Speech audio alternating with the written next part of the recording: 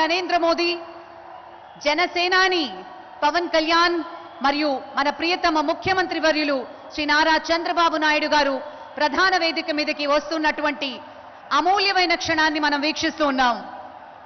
దేశంలోనే చాలా కొద్ది మందికి మాత్రమే సాధ్యమవుతుంది అటు రాజకీయం, ఇటు సంక్షేమం, మరోవైపు అభివృద్ధి.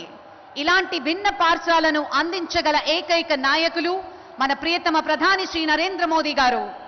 రాజకీయంగా ఆయనకి తిరుగులేని నాయకుడిగా మీ ప్రభుత్వం ఏర్పడ్డాక అటు అమరావతి, ఇటు వైజాగ్ అభివృద్ధి కోసం కేంద్రం నుంచి అందించాల్సిన సహాయం అంతా అందిస్తూ వస్తున్నారు. అమరావతి రాజధాని నిర్మాణంలో దేశంలో ఏ రాష్ట్రానికి, ఒక్క మాటలో చెప్పాలంటే ఏ ప్రాంతానికి ఇలాంటి అవకాశాలు లభించలేదు.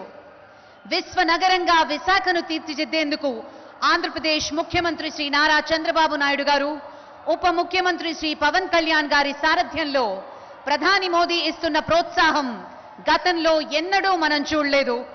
ఇప్పుడు దేశంలో ప్రధాన నగరాల సరసన విశాఖ నిలిపేందుకు ఒక్కొక్క ప్రాజెక్టుని ఆయన బీజం వేస్తూ ఉన్నారు.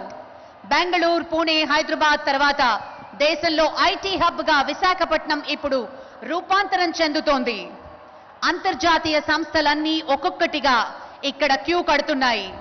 అందుకు బలమైన నాయకత్వమే శ్రీరామ రక్ష అని భావించి ఆంధ్రులు ఆంధ్రప్రదేశ్లో కూటమి సర్కారుకు జేజేలు పలుకుతూ ఉన్నారు.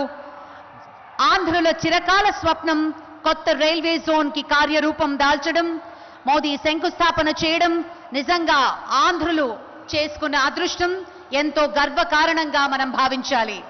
కేంద్రం తాజాగా నిర్ణయంతో ఏపీ ఇక రైల్వే బుల్లెట్ స్పీడ్తో పరుగులు పెట్టేందుకు మార్గం సుగమమైంది.